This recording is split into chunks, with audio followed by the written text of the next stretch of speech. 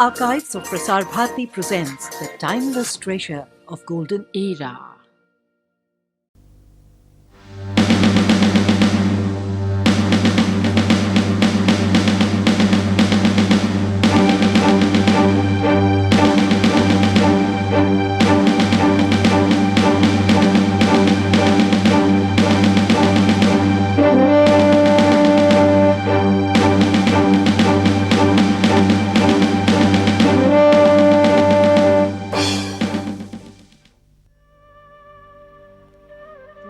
Dearest Papa, Mama, Birdie, and Granny, by the time you get this letter, I'll be observing you all from the sky, enjoying the hospitality of the Apsaras.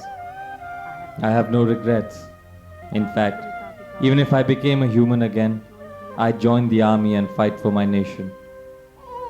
If you can, please come and see where the Indian army fought for your tomorrow. Okay then. It's time for me to join my clan of the Dirty Dozen. My assault party has 12 chaps. Best of luck to you all. Live life king size. Yours, Robin.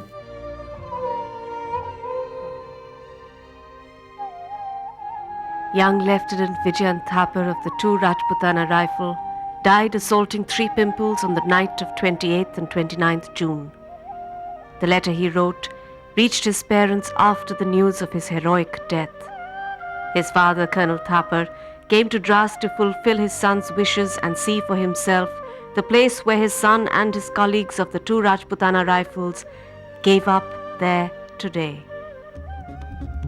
After the capture of Tololing, the 2 Rajputana Rifles had rested for 10 days, after which they were brought in to capture the 3-pimple Black Rock Knoll complex. This was to be the most difficult and most bloody battles fought in Dras.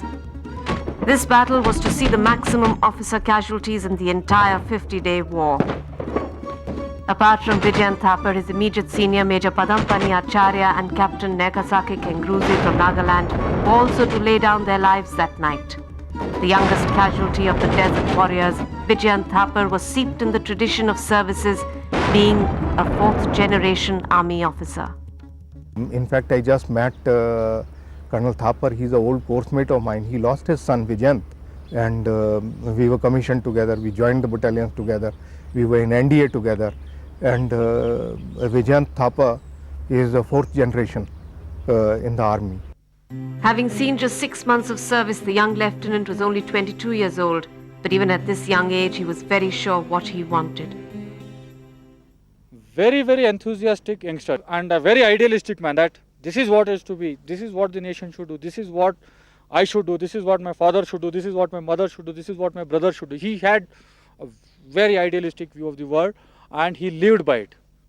He thought, okay, this is my duty to go ahead, he will be there. You don't have to tell him that you be there. So he was that kind of a man. And he was a very good singer. I still remember that song, which is I think the favorite song of his, which would say, "Lovely Lips."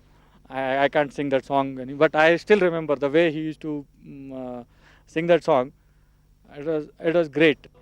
Vijayan's preference of music were wide, but he was passionately attached to songs of the film Border. You name it, he used to sing it. It's a Punjabi song, he'd sing a Punjabi song, Hindi, some pop, he'd do a Daler Mehndi type of Bhangra, switch on to something else, on to Border. Very fond of Border, that cassette. Yeah, when we were in Myanmar, before we launched our first attack on Tololing, the only thing which used to play in his room was Border on full blast music. Every time he used to call us, "Sir, aaja, yahan par ek baar gaane sunte hain aake." And the same song used to repeat again and again. In the last week of June, with songs of Border blaring in the camp, the battalion was preparing for its next assault. The Karni Mata idol was brought out for worship. This idol is only brought out during war. The story goes that a soldier in the regiment found it in Mesopotamia during the Second World War. His company had been surrounded by the enemy on 3 sides. The remaining side was a huge minefield. That night, a soldier saw Karni Mata in his dream. The next morning, a little lamb appeared who led the entire company out of the minefield. At the edge of the field, the lamb led them to a statue of Karni Mata. The soldier who found it used to hang it around his neck whenever the regiment went into battle. Since then, it has always been in the unit. It's worshipped during war, and when the soldiers go into battle, one of them carries it around his neck. The presence of the idol, the soldiers believe, is the reason why the two Rajputana rifles have never lost a battle. It's a very old image. It was always carried into war. In fact, Madan Saab used to carry it on his chest, like, he used to put it in a cover, red cover, and he used to literally carry it on his chest into the war field. It is always with the Alpha Company. Every evening, they used to have a aarti, and that time, all the people from the Alpha Company and other companies, they used to come in there. Major Acharya was very prevalent. He used to say, Kanni Mata ka bali chadega.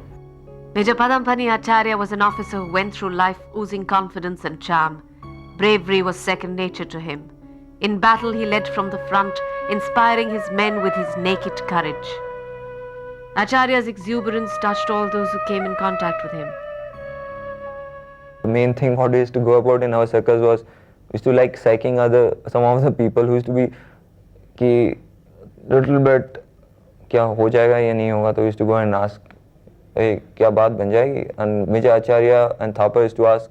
They had their helper, this Mukesh. तो मुकेश को तंग करते थे, वो जाते थे उनके पास, मुकेश क्या बात बन जाएगी, इसके बाद चल टाइगर हिल चलते हैं. तो Mukesh used to be like, साहब ये तो खत्म कर लेते हैं, उसके बाद सोचेंगे. एंड लाइक, साहब क्या साहब आप हमेशा पीछे पड़े रहते हो. हाँ, मेरे को लगभग वो बोलते थे, बोला कि बात बन जाएगी. हमेशा मतलब आचार्य साहब और थापर साहब मेरे से हमेशा ये बोलते थे, मुकेश बात बन जाएगी क्या. मैं साहब बात जरूर बनेगी. बोला हमेशा मेरे को इस चीज़ से चिढ़ाते रहते, तो मेरे को खुशी भी बहुत होती थी इस चीज़ सुन के. बोला बात बन जाएगी. आचार्य साहब बहुत ही मतलब मजाकी आदमी थे. हरियाणवी भाषा तकरीबन बोलते रहते थे. बात बन जाएगी या ये हो रहा है छोरे, मतलब मजाक ही करते रहते तकरीबन. The unit cook remembers him with great affection. जब ट्रेकिंग करते आ जाते, बोले यार मिर्ची के पकौड़े खिला दो भाई हमारे को जट्टू. तो भाई अब तो ऐसा है कि याद जब बढ़ाते हैं, जब उनकी याद आती है क्या करें. और पकौड़े बनते हैं जब या सर साहब हमारे को याद आते हैं, याद आ जाते हैं. He was that one of those mercurial kind of a character who could inspire his men by his voice, and he had a very, very good voice and a very good delivery. In the last 50th anniversary of the Battle of Poonch, which we did, we made a small light and sound trying to depict what was the battle there, and he acted as the Sutradhar as to how he took the whole thing through. In the end, he gives a very, very powerful dialogue. I cannot reproduce it, but I think he lived by that dialogue. गिरते हैं शाह सवार ही मैदान जंग में, वो तिफल क्या गिरेगा जो घुटनों के बल चले. अनवरत और निर्बाध चलना ही मेरी नियति है. कायरों से मेरा मेल नहीं, वीर पुरुष ही मुझसे कदम मिलाया करते हैं. गर्दम है बाजुओं में और जिगर में है फौलाद. तो ऐ दो राजरिफ के ओहदेदारों और जवानों, कर जाना कुछ ऐसा जिसका बखान करने मैं बार बार आऊं. हाँ, मैं समय हूं इस पलटन के त्रिकाल का. अलविदा. Little did Acharya know that the sands of time would soon record his bravery and immortalize his acts of courage for the future generations that would come to his battalion. A few days before his death, sitting on the hill, Acharya was to tell his comrades a story that was to change their perspective of the war and reinforce their spirit of sacrifice. The Indian Army has inherited the buddy system from the British.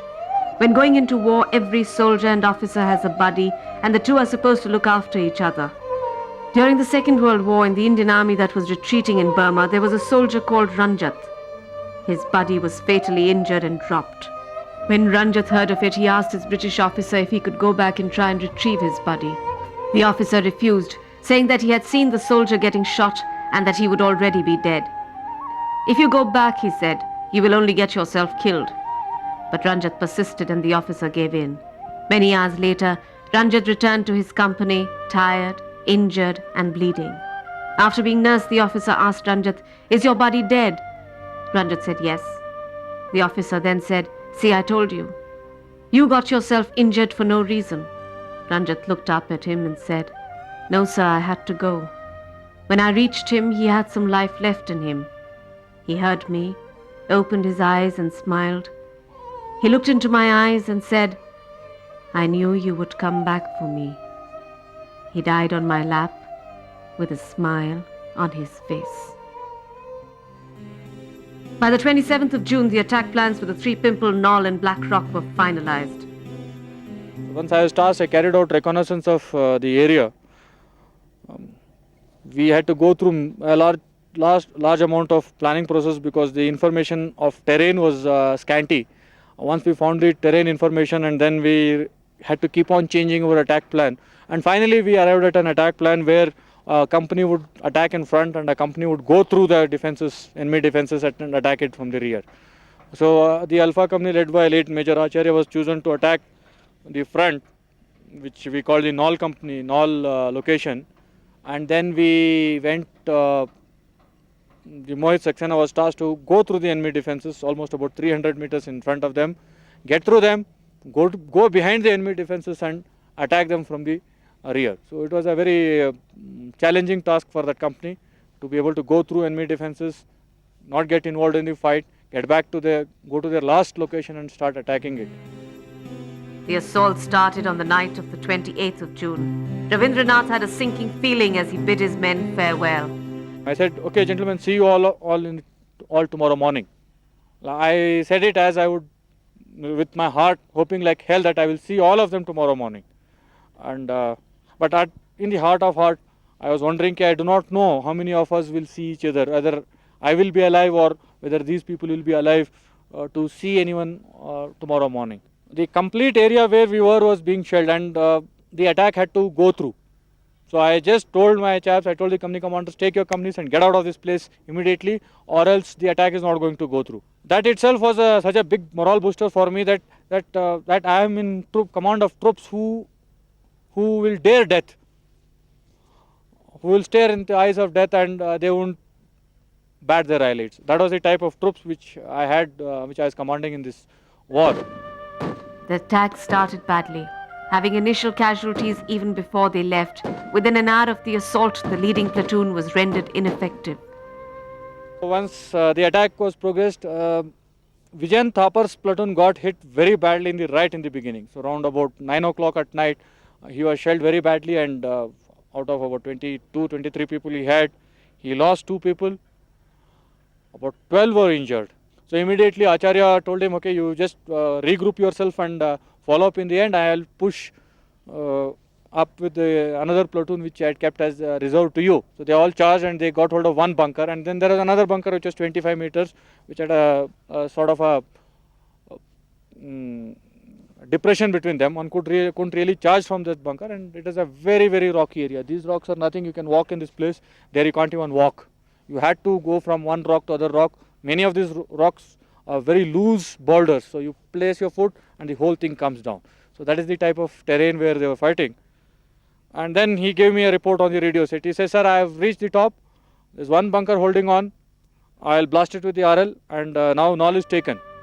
But what had looked like an easy success at 11 p.m. turned into a bitter defeat very swiftly. Acharya charged the second bunker, giving up his life in this brave effort. Three Pimples Knoll Hill पर Alpha company का attack था। Alpha company के company commander थे P Acharya और company 2IC थे lieutenant Vijayan Thapar. तो जब हम ऑब्जेक्ट पे पहुंचे तो वहाँ पर दुश्मन से हमारी काफ़ी संघर्ष हुआ, काफ़ी मतलब लड़ाई हुई। तो हमने फर्स्ट में एक बैंकर ले लिया था। दूसरे बैंकर के लिए काफ़ी संघर्ष जारी था, दोनों तरफ से बहुत ज़्यादा फायरिंग हो रही थी। तो मेजर पी आचार्य के साथ हम 10 बंदे थे, मेजर पी आचार्य और सीनियर जेसीओज, 1 प्लाटून में प्लाटून कमांडर सिमनायक साहब। तो मेजर साहब ने बोला भाई अभी अटैक हुआ, क्योंकि दुश्मन बहुत तादाद में फायर कर रहा था। तो हमने बोला कि साहब अभी फायर नहीं, मतलब अटैक नहीं हो सकता, अभी काफ़ी फायर है। आप थोड़ा पीछे आ जाओ, क्योंकि जितनी आड़ भी नहीं थी, मेजर साहब थोड़ा बैठे थे तो जो है ओपन में ही थे, जितनी आड़ नहीं थी वहाँ पर। तो मैंने उनको काफ़ी बोला भी, मेरे साहब सामने से फायरिंग बहुत आ रही है, आप थोड़ा पीछे आ जाओ। बोला नहीं, अटैक होगा, अभी अटैक मारेंगे। तो हमारे जो सीनियर सरदार थे वो बोले ठीक है भाई, गन्नेट आओ, गन्नेट फेंकते हैं। तो हमने 3 गन्नेट फेंके, जिसमें 2 गन्नेट फटे। वो सही जगह जाके फटे, एक गन्नेट उसमें से नहीं फटा। इतने में थोड़ी देर में ये दुश्मन का एक गन्नेट आया, वो बिल्कुल मेजर साहब जहाँ बैठे हुए थे वहीं आके फटा, और उस फटने से मेजर साहब ख़त्म हो गए। और मान सिंह साहब जो थे सीनियर सरदार हमारे, उनको घायल हो गए, उनकी टांग में काफ़ी चोट आई। और एक ऑपरेटर था हवलदार चंद्रभान, उसकी बाजू पूरा उड़ गया था। तो फिर क्या है, काफ़ी मतलब अम्यूनेशन भी कम हमारे पास ख़त्म हो गया था, लेकिन हम लगातार दुश्मन से फायर कर रहे थे। थोड़ी देर में ही मतलब तकरीबन 1 घंटे बाद थापर साहब आए अपनी प्लाटून को लेके, और थापर साहब ने पूछा मेरे से, बोला कंपनी कमांडर साहब। मेरे साहब कंपनी कमांडर साहब तो ख़त्म हो गई। This fierce battle was also being observed by Major Ajit of the 16 Grenadiers. On 28th and 29th night, when 2 Rajref was attacking Three Pimple area, I was on listening on radio set because one of our officers, Captain Sangwan, was also accompanying the assault. The assaulting company was led by Major Acharya, and his company also was Lieutenant Thapar. I remember hearing Acharya when he cleared all the bunkers and he moved on to the last bunker, telling his CO that I'm waiting for my rocket launcher to come in and then blow out this bunker out of shape. And after that, there was a silence, and I think he tried to move up to the bunker and use his grenades to take off the bunker. But then he got injured. We could hear it on the radio set, and then his radio operator was saying, he said like, "Saab kuch ho gaya." He told his CO. It took some time for a shocked company to inform the commanding officer of the loss of their commander. So I asked the radio operator, where is Acharya? And then the senior GCO came on the radio, said, "Bola sahab, Acharya sahab ab nahi rahe." Then that was a bloody shock to me. Then immediately Thapar came on the radio set. So Thapar in the meantime had been able to regather his section and move up. So he came to that place. I told him, okay, get control of the company immediately. The objective has been taken. We got to hold on to it with all we have. Because again, if we have to retake this, again we'll require a company and we'll suffer some more casualties. So just hold on to this. Brimming with a desire to avenge the death of his company commander, Thapar, who shared a very close relationship with Acharya, whom he called Tau, charged the same bunker that took his friend's life. Meanwhile, the second attack led by Major Mohit Saxena and Captain Kengruze was not faring too well. The plan for their assault was very bold. They had been tasked to go through the enemy defences and attack from the back from a feature called the Lone Hill. This hill had a sheer 90-degree climb from the base.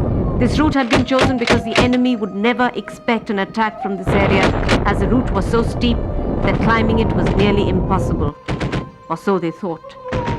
Captain Kengruze and his Ghatak commandos had attempted this climb for just those same reasons. A young Naga, this officer was one of the bravest officers in the entire battalion. Nikuzuko, it's Kengruze, who was a Naga officer and a very religious man, a very quiet kind of a man with a very impish smile. Physically extremely tough, where none of us could go in these mountains, where we thought, no, you can't go along this path. He would just look right, left, and suddenly you would find Nibu, as we called him, on top. And we would ask him, how the hell did you reach there? He says, sir, that way, this way. I told him, come down, take me back through with you again. So he would take me back, and when we went for reconnaissance. And he was that kind of a chap. And he was the leader of my Ghataks, the commandos we have. And his action, the way he went about it, it reeks of a bravery of the very highest order. He was a teacher before he joined the army. And he was an excellent teacher. When in the previous location where he was located near a school, when he was not fighting insurgents, he would go to the school and teach mathematics. Truly a gentle soul, this young officer was a devout Christian who went to church every Sunday and said grace before every meal. Nimu was intensely religious. He never drank, which is unlike any Naga I know. Then he never smoked. He was always correct. The best thing about him was he used to say grace before each meal that he ate. In fact, the night we attacked Black Rock, the four of us were together. That is Archie, Nimu, Vijayant and self. We were in the same tent. That was the twice he had a small pub tent on top. There were just 2 pub tents before the attack, and it was raining that day. So Nimu had his puri and achar. Before having that, he said grace. He said it each time. This gentle officer displayed a spirit and courage that was unparalleled. That night on the icy slopes of Lone Hill, it was his battle, his war, and his victory. The climb was very tough. It was almost a vertical climb. We started climbing up, but seeing the degree of difficulty in climbing, Nimu said, "Sir, it's no use. I cannot climb with these shoes on because they're slipping." So he removed his shoes, he removed his socks. He started climbing up. He had an LMG with him. He went up to the top. It was barely 5 meters from the top when a burst hit him on his thigh. And there was another person called Havaldar Shravan Singh Sengar, who is also Nomo, and he's got a Sena medal. He advised him, "Sir, you should move down, and since you are badly bruised, it is better that you move down and take medical cover." But he said, "No, at any cost, at no cost will I move down. I have to avenge the death of Havaldar Sultan Singh Sengar, who had died in the Battle of Tololing." Saying that, he started again climbing further ahead. But he had barely moved about a meter or so when he got a volley of bullets on his chest. And simultaneously, the enemy sitting on top started rolling down boulders. And I suppose it was the combination of the two because of which he tumbled down. I still remember that scene when he fell from top. 1, 2, 3. It was thrice he hit either it was his back or his face on the rock feature before he landed on the ground. And by that time he was no more. I salute Nimu for all this, and hats off to him for his bravery. Imagine climbing up in minus 20 degrees, 15 to 20 degrees on top with wind chill. He must have known that even if he doesn't, nothing happens to him, he'll lose his feet because of frostbite and this thing.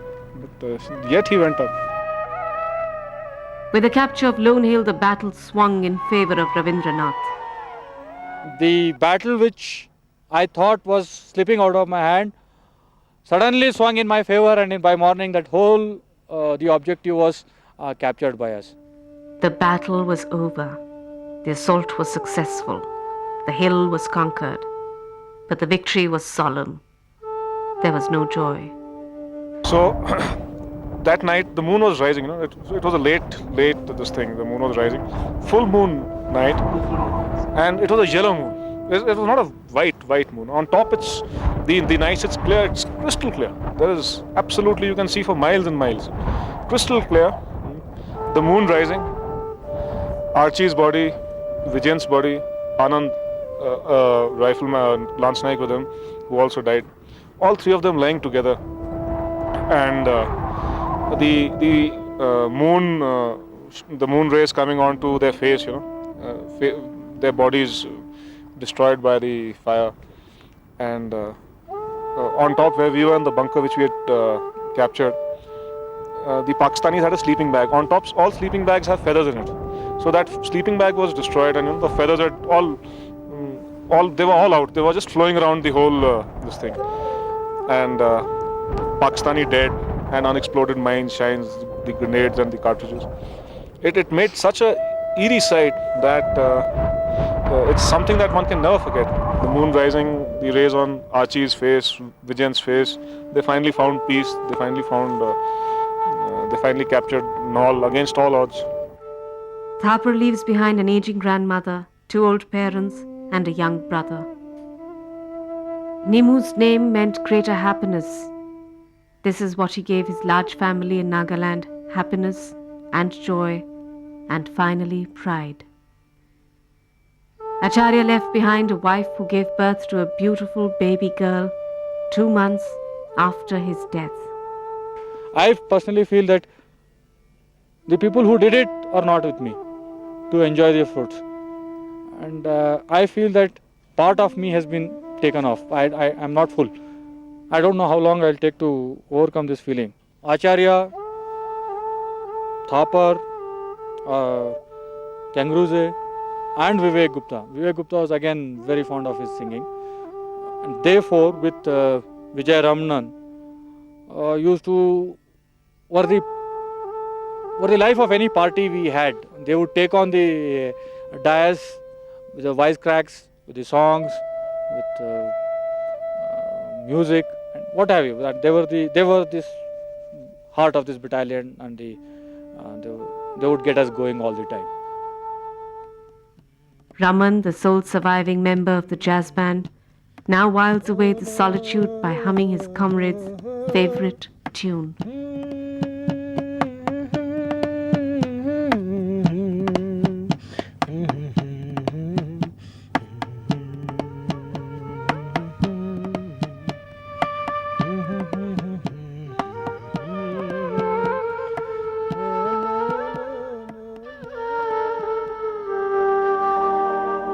भूला नहीं सकते वतन पे ये